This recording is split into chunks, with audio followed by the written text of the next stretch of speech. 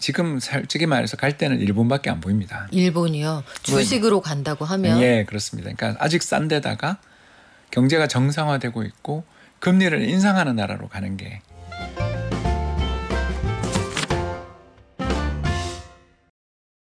여러분, 제가 2년 전 이맘때쯤에 여러분 세상에 금반지 한 돈이 40만 원을 넘었어요. 이러다 50만 원 가는 거 아니에요? 했을 때 댓글이 막 달렸습니다. 에이, 과장이 심하네. 50만 원 말이 됨. 제가 어제 가격 말씀드렸죠. 72만 5천 원. 소매가가 그렇습니다. 근데 여기서 더 갈 수도 있다는 전망이 골드만삭스 등에서 나오고 있어요. 아, 어떻게 이제라도 사? 이거 12개월 할부로 사야 되는 거야? 말아야 되는 거야? 아니면 집에 있는 거 갖다 팔아? 고민되시죠? 그리고 집값이 누그러지는 듯 하더니 마용성 중심으로 살짝 올라간다고 합니다. 추가 대책 나온다고 하는데 프리즘 투자자문 홍춘욱 대표에게 앞으로의 시장 전망 물어볼게요. 안녕하세요. 네, 안녕하세요. 박사님 솔직하게 얘기해 주세요. 진짜 솔직히 얘기해 주셔야 돼요. 지난번에 말씀하실 때 미래를 살짝 보고 오신 거죠. 그렇죠? 박사님 뭐 타고 다니시는 거 아니에요? 그것의 이름은 타임머신? 아니 어떻게 아시고 저는 금을 좋아합니다 이런 말씀을 남기고 가신 거예요? 그런 말을 하고 갔나요? 그런 말씀을 하고 가셨어요. 좀 불안불안해서 금 이야기 들었는데 막상 불안불안한 건 현실화는 안 되는데 금은 올랐네요. 근데 불안하기는 해요. 저는 이제 그때 미국장이 좀 불안하다 이러면서 금을 사라 그런 뜻이었는데 네. 미국장은 또 사상 최고치고. 미국장은 괜찮은데 왜 꾸준히 불안할까요? 바로 이번에 나온 골드만삭스 분석이 아주 끝내주게. 거친 표현이. 예, 제가 봐서는 골드만삭스 센터장님 이제 아웃될 위기에 처하셨잖아요. 그러면서 네. 밑에 애널리스트들이 약간 이렇게 자극을 받은 게 아닌가 생각되는데 일단 분석가가 연준의 독립성이 훼손되는 시나리오는 더 높은 인플레이션을 뜻하고 이는 금의 매력을 높인다라고 대놓고 돌직구를 날렸습니다. 네. 그래서 방금 마이런인지 미란인지 모르겠습니다만 아무튼 그런 정신 나간 자들이 저는 너무 무서워요 표현이. 경제학자로서의 어떤 최소한의 기본도 갖추지 못한 자들이 백악관에 있으면서 연준의 이사로, 근데 연준 이사가 임기가 14년이거든요. 와. 왜 14년 임기를 보장하냐면 정부가 바뀌더라도 당신은 지조를 지켜라 이런 뜻으로 14년 임기를, 그것도 교차 임기를 보장하는데 자기 4달 하고 오겠다. 얼마나 이제 자기는 보스에 대한 충성심을 보여주는 건지 모르지만 그거는 조직 폭력배의 충성심에 불과하고 경제학자로서의 양심이나 이런 것 따위는 쓰레기통에 던진. 우리 박사님이 오늘 아침에 컨디션이 좋습니다. 좋으신 것 같은데 화력이 오늘 굉장한데요. 그래서 미국 비자는 일단 저는 포기하고 있고요. 그러니까요. 지금 전체적으로 보면 미국이 가보지 않은 길. 내가 잠깐만 연준 이사했다가 조금만 쉬었다가 백악관 금방 올게 이런 얘기는 태어나서 처음 들어본 것 같거든요. 그리고 연준 이사 멤버들한테 모기지 부동산 담보대출에 비리가 있다. 있을 수 있죠. 그러나 그럼 법정에서 다룰 문제지. 그걸 왜 행정부 수장이 그런 이야기를 하냐라는 거죠. 이런 식으로 움직이게 되면 결국 아서 번스 같은 1972년 미국 대통령 선거를 앞두고 금리 인하해줬던 그런 연준 의장을 출연시키는 거고, 그리고 아서 번스 이후에 그 뒤 미국의 소비자 물가 상승률이 20% 가까이까지 갔잖아요. 우린 그 역사를 알고 있는데 여기서 이렇게 연준 의장을 흔들고 연준의 금리 인하를 압박하고 겁박해서 정말 또 금리를 인하하면 파월 의장은 불쌍한 사람이 되는 거고 안 하면 수모를 당하고, 이게 뭐 하는 짓입니까? 그래서 이게 어떻게 보면 비극의 양자택일로 스스로를 몰고 가고 있는 정책을 쓰니 투자자들 입장에서 제가 지금까지 이코노미스트 생활하면서 위기가 올 땐 달러를 사라. 특히 그중에서도 장기 국채를 사라 그랬거든요. 근데 지금 30년짜리 미국 장기 국채 금리가 5%가 넘어요. 그 얘기도 좀 해봤으면 좋겠는 게 미국 국채 30년물 금리가 진짜 5%에 육박한다. 그러니까 장기적으로 미국 경제 못 믿겠다 이 그런 말이잖아요. 거죠. 예. 그런데 프랑스가 지금 난리굿을 치고 있는 상황이라 일본, 독일, 영국, 프랑스 장기채 금리도 굉장히 높습니다. 근데 이게 과거에는 우리가 못 보던 현상인 게 보통은 국채 금리가 오르면 금값은 내리고 반대로 갔었는데 둘이 같이 가요. 이 현상은 어떻게 이해를 하면 돼요? 신용화폐에 대한 신뢰 상실. 아, 예, 피아트 머니에 대한 신뢰 상실이라고 부릅니다. 이제 우리가 정부가 윤전기를 돌려서 찍은 화폐를 돈을 들고 가서 5만 원짜리를 예를 들어서 식당 가서 딱 주면서 거스름돈 필요 없어요. 이렇게 이야기를 하면 사장님이 방긋 웃으시잖아요. 멋있다. Keep the change. 예. 네. 저 세이브했습니다. 그래서 킵 더 체인지를 하자는 네. 거잖아요. 그런 걸 보면 사람들은 그 화폐에 대해서 굉장한 신뢰를 가지고 있고 이런 강력한 신뢰가 형성된 데에는 결국 국가의 공권력도 있지만 신뢰를 얻기 위한 수십 년에 걸친 노력들이 있었던 거죠.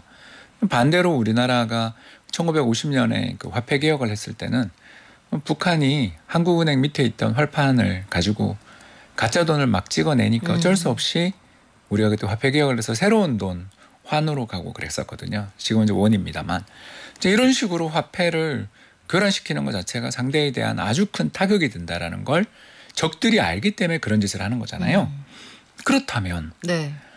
전 세계를 이렇게 거버넌스 이제 뭐랄까요? 이제 국가 경제에 대한 장기적인 미래를 갖다가 생각해야 되는 정치인들이 죄다 전부 재정 적자를 늘리기에 앞장서고 당장의 표를 얻기 위해서 미래를 희생하는 그런 짓들을 하는 나라가 대표적인 나라가 프랑스, 영국, 미국인데 전부 올해 작년 전부 GDP 5% 이상의 재정 적자를 무릅쓰고 있다는 거죠. 물론 5% 재정 적자가 문제냐 아니냐 이걸 이야기하기는 어려운 게 왜냐하면 채권 금리를 더 싸게 찍을 수 있으면 네.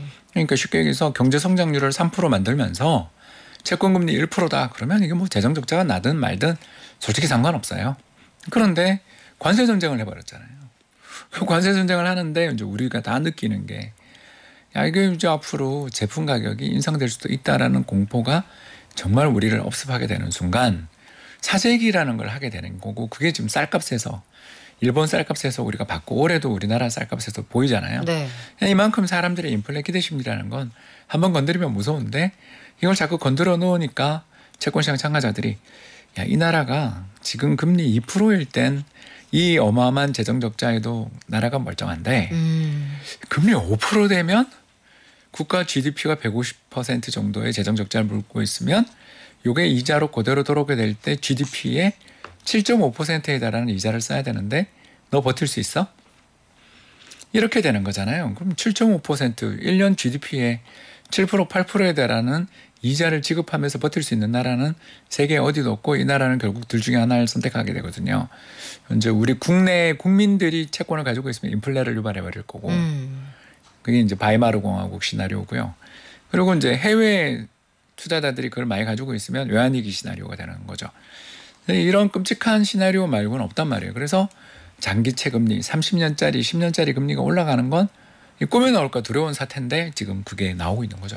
야, 그래서 금값은 오르고 채권 금리도 오르고 참 희한한 처음 보는 상황에 직면해 있는데 근데 정반대의 시각에서요. 박사님. 저는 그런 생각도 해봤는데 간밤에 ADP 민간 고용을 보니까 고용이 줄어드는데 실업수당 청구 건수도 보니까 예상보다 많이 나오는데 그렇다면 오늘 밤에 이제 찐 고용, 비농업을 확인을 해봐야겠기는 하겠습니다만 고용이 이렇게 줄어들면 금리를 내리자는 트럼프 대통령의 말에 일리가 있는 거 아니야? 이런 생각이 저는 들기도 해요. 맞는데 또 문제가 우리가 지금 잘 안 보는 게 시간당 임금이거든요. 시간당 임금. 이건 오른단 말이에요. 임금 상승률이 높고 한국하고 비교하면 시간당 시급이 한 4배 정도 차이가 나더라고요.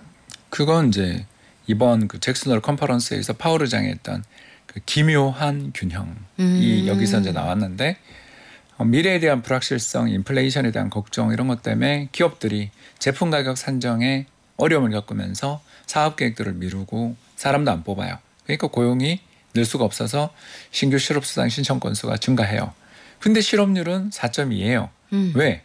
노동 공급도 줄어요.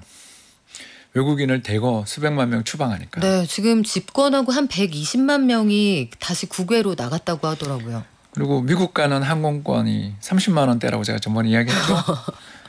왜냐하면 그 이미그레이션 그 입국 심사에서 너 SNS에서 우리 각하 욕했지 나가. 이걸 지금 눈앞에서 실시간 보고 있으니 네. 미국에 여행도 안 가. 그러면 미국이 세계 최대의 여행 국가. 왜냐하면 돈 많으면 원래 여행도 많이 가니까. 세계 최대 여행 국가 중에 하나인 미국으로 가는 사람들은 줄고 인플레이션 뭐 또는 미래 정책에 대한 불확실성으로 사람도 안 뽑고 하니까 불황은 왔는데 그러면 사람들 자르고 뭐 이러면 임금이 내려야 되는데 공급도 줄어. 그러니까 임금은 올라. 이런 일들이 이제 복합적으로 나타나게 될 때 이제 그게 미묘한 균형이라는 거고 다르게 이야기하면 스태그플레이션 시나리오인 거죠. 그래서 이제 정상적인 중앙은행들은 이럴 때 금리를 인상합니다. 왜냐하면 인플레 걱정이 되고 실제로 지금 최근에 나오고 있는 근원 인플레 지표들 보면 죄다 다 상승 중이니까. 근데 지금 너무 높지 않아요 이미? 그렇죠. 이미 그러니까 정책 금리를 굳이 4.5인데 더 인상해야 되냐라는 거에 대해서는 의문을 품을 수 있지만 인하라는 건 사실 이건 말이 안 되는 거죠. 그런데도 인하가 거의 99% 확실하다고 지금 시장 참가자들은 보이잖아요. 네. 결국 트럼프 대통령의 겁박이 먹힌 거잖아요.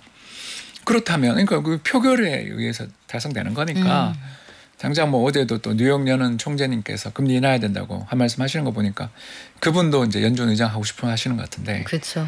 결국 이렇게 4명이나 되는 이탈자가 지금 생겼는 상황에서 사실 표결이 팽팽하고 이런 표결이 벌어질 때 내부의 단합을 중시하는 연준 의장 입장에서는 다수에게 굴복할 가능성이 있잖아요. 그러니까 이제 비극을 향해 갈 수도 있는 거죠. 그러니 이게 투자자들 입장에서 야 미국 달러도 못 믿고 프랑스는 뭐 끝난 것 같고 저희 세 당이 의석수가 똑같잖아요. 거의 거기에다가 영국은 뭐 지금 노동당 몇십 년 만에 집권해놓고 저러고 있고 독일은 AFD가 지금 1당으로 올라오고 이런 상황에서 유로 사기도 그렇고 달러 사기도 그렇고 중국 위안화 살려니까 지금 이번에 보니까 옆에 푸틴이랑 김정은 이렇게 나란히 같이 서 있는 그 모습을 보면서 야 위안화를 산다고? 이것도 좀 기분이 이상하고 이래저래 하다 보니 결국 금융시장 참가자들이 금으로 가자. 그러면요. 지금 미국 주식을 금보다 대부분 많이 가지고 계실 거예요. 투자자들이. 그리고 국내장에서는 그동안 실망 매물이 제법 나왔기 때문에 국내장에서는 꽤 많이 빠져나가셨을 텐데 미국 주식도 있고 금도 있고 뭐 여러 가지 대안이 될 수 있는 것들이 있습니다. 그러면 이럴 때는 투자자들 포트폴리오를 몇 대 몇으로 구성하는 게 좋을까요? 이제 성장형 기준으로 이야기를 드리겠습니다. 그 성장형이 뭐냐 하면 전체 자산의 50% 이상이 주식인 분들. 이게 상당히 공격적인 분들이죠. 그렇죠. 왜냐하면 우리나라 입장에서 보면 이런 분들은 좀 진짜 부자 아니면 젊은 분들이죠. 왜냐하면 부동산이 우리는 80%. 그렇지만 일단 그냥 금융자산만 가지고 이야기를 한다고 하면 그러면 이제 50% 중에서 대부분 40에서 35%가 미국인데 전 이거 좀 줄였으면 좋겠다. 미국 비중을 줄여라. 한 30% 정도까지. 그러니까 전체 주식 대비 한 60%까지 줄이자. 그렇게 이제 생각을 하는 거죠. 그러고 난 다음에 늘릴 때는 지금 솔직히 말해서 갈 때는 일본밖에 안 보입니다. 일본이요? 주식으로 간다고 하면? 예, 그렇습니다. 그러니까 아직 싼 데다가 경제가 정상화되고 있고 금리를 인상하는 나라로 가는 게 사실 투자에서는 이 정석이지 않습니까? 왜 경제가 좋으니까 금리를 인상하는 거죠. 니들 형편 괜찮구나. 그렇죠. 이 상징이죠. 그래서 10월에 아마 BOJ가 일본 중앙은행이 금리를 인상할 것 같은데 옛날에 비해서 이제 엔캐리 트레이드 청산 공포는 좀 덜하니까 눈치 보다가 인상을 할 것 같습니다. 그렇게 보면 그 정도가 오버웨이트 정도인 거고 나머지 그러면 좀 줄어든 게 보이잖아요. 그건 금으로 가는 게 맞지 않냐. 네, 그렇게 좀 생각을 하고 있습니다. 근데 여기서 그거 살짝 헷갈리실 것 같아요. 아니 박사님 보통 금리 인하가 증시에는 호재라고 하지 않나요? 금리 올릴 것 같은데 왜 일본 가라고 하시나요? 이거 궁금할 수 있지 않아요? 예, 그렇습니다. 결론부터 이야기를 하자면 금리 인상은 주식시장의 호재이고요.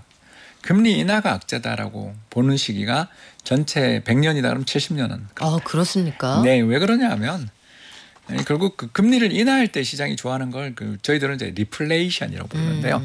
뭐냐면 경제가 굉장히 심각한 불황에 직면해서 이제 정말 큰일이 나서 야 이렇게 나라가 많은 것보다는 인플레가 낫지 않아라고 돈 푸는 걸 리플레라고 부르고요.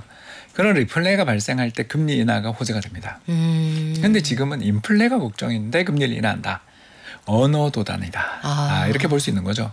그냥 어쩔 수 없는 거죠. 근데 뭐 트럼프가 지금 그 갈아 끼기도 하고 연준 의사님들도 또 포섭하신 것 같고 줄도 서 있고 면접도 본다는데 뭐 이래저래 봐도 금리를 인하할 타이밍 아닌 것 같아도 이제 이럴 때 이제 저희들이 할 말 없을 때 쓰는 게 뭐냐면 중립 금리로 정상화한다라고 이제 도망가겠죠. 그러나 일단 인플레가 이렇게 올라오는데 금리 인하는 네. 너무 이상하다. 거기다가 미국 주가가 역사상 최고치인데 금리 인하. 이거는 이제 전형적으로 파티에서 술 취한 사람들이 나올 때 펀치볼 칵테일 잔을 치우라는 그 격언과 정면으로 지금 대치되는 행동이니까요. 물론 변방의 이코노미스트 따위가 이런 이야기 한다고 해서 그분들은 아무도 신경 안 쓰시겠지만 우리 변방 아닌 것 같아요, 박사님. 변방이면은 트럼프 대통령이 빨리 와서 협상해 이렇게 안 했겠죠. 네, 근데 저는 이제 뭐 그런 외환시장 생각이 규모 들어요. 15위짜리 나라라서, 그러니까 이제 네. 외환이 그날의 국력인데 그렇죠. 한국은 아주 약한 나라라서 그래서 외환시장에 대해서 이제 뭐 규제도 엄청나게 심한 나라고 그러기 때문에 그러니까 글로벌하게 금융시장에 미치는 영향은 우리는 아주 극단적인 사태가 벌어지기 전에는 영향은 거의 없는 나라다. 이렇게 이제 보니까 변방이라고 제가 표현을 한 것이고요. 그래요. 그래서 경제력 대비 금융이 약하다. 금융이 약하고 금융이 특히 전반적으로 증시가 살아날까 말까 하다가 안 살아날 것 같아서인지 부동산이 다시 움직이는데 마용성 중심으로 움직인다고 하니까 정부가 또 하고 들여다본대요. 추가로 대책이 나온다고 하는데 사람들이 매수 심리가 다시 살아나는 게 어떻게 느껴지시나요? 네. 이미 시장은 방향을 잡았어요. 언제부터 잡았죠? 저는 연락을 못 받아가지고. 예, 7월 중순부터 잡았고요. 그랬구나. 예, 벌써 몇 주째 오르고 네. 있습니다. 그래서 전국 그 매매가 상승률 보면 7월 28일 정도에만 해도 전국 매매가 상승률 계속 뭐 제로 정도에서 움직이고 있고 지금도 제로인데 네. 이 서울만 그냥 불을 뿜고 있습니다. 그래서 8월 4일에는 한 주 동안 0.14고 9월 1일이 0.08이니까 내려간 것처럼 보이지만 이게 아시지만 52주의 복리니까. 그러니까요. 예, 이대로 가면 거의 또 한 10% 상승한다라는 복리잖아요.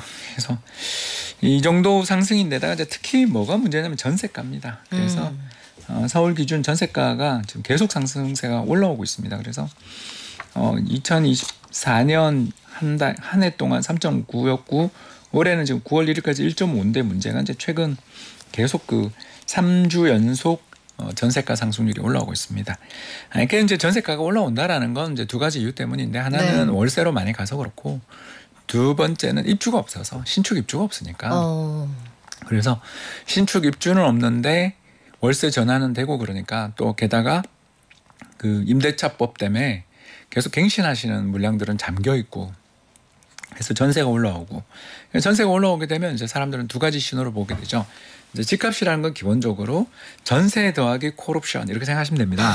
그러네요. 예, 그래서 전세는 사용 가치라고 보시면 되겠고 네. 이제 콜옵션이 뭐냐면 미래에 대한 성장 잠재력인데 집값은 이 두 가지로 이제 구성이 돼 있어서 어떤 집 지방에 있는 집 제 고향에 있는 집을 가면 전세랑 집값이 같잖아요. 그러면 미래 상승 잠재력은 0이다 이렇게 평가를 하는 거죠. 또는 마이너스도 있습니다. 저희 고향은 다 비어 있습니다. 저희 고향은 인구 소멸 지역으로 지금 지정됐습니다. 네. 이제 서로 이렇게 갑자기 이야기하다 보니까 슬퍼졌고요. 네. 이제 계속 이야기를 하자면 이제 그런 데 비해서 서울에 있는 뭐 예를 들어서 강남 상구집이다 그러면 그 전세가율이 한 30% 40%밖에 안 되니까 결국 콜옵션의 가치가 집값의 60% 정도인 건데 이제 문제는 이제 과거에 이 비율이 왔다 갔다 하잖아요. 그런데 그렇죠. 전세가 점점 올라오게 되면 이제 두 가지 현상을 일으키는 거죠. 첫 번째는 전세 가격이 올라오면 콜옵션 미래 상승 잠재력의 가치가 그대로 있다면 전세만큼 상승하는 게 맞고 두 번째 이 과정에서 그만큼 상승하지 않는다라면 콜옵션이 축소된 것처럼 보이는 시기가 올 때 갭 투자가 발생하게 되잖아요. 그래서 이제 그 갭 투자마저 잡기 위해 이번에 전세자금 대출에 대한 규제가 준비되고 있다는 건 알고 있지만 네. 일단 지금 전세가 이렇게 올라가는 과정에서는 기왕이면 이렇게 생각하게 되는 거죠. 그리고 이번에 우리 그 잠실에서 오래간만에 나온 그 잠실 르엘 성약 결과가 여전히 뜨거웠죠. 그러니까 현금 12억 가진 사람이 그렇게 많다. 그리고 특공의 몇백 대 1이다. 이게 그 부잣집 상속자 특공을 이렇게 우리가 할 이유가 있는가?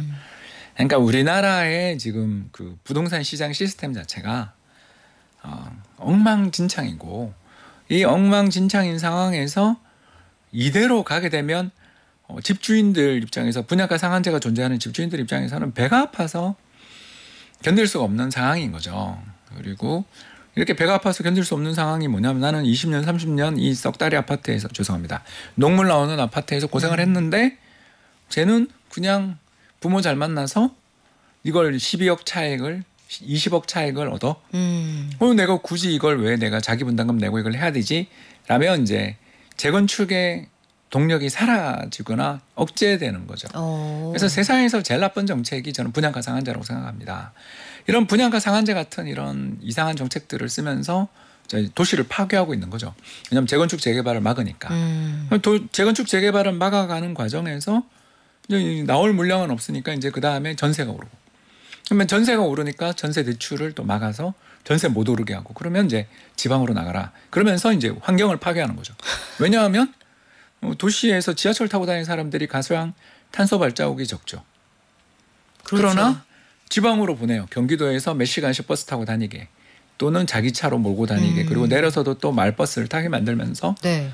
탄소 발자국을 엄청나게 내려나가는 이런 시스템들을 만들고 있는 거죠. 그래서 이게 뭐가 진보이고 사회의 발전인가라는 걸 생각해 보면 답은 거의 정해져 있지 않나.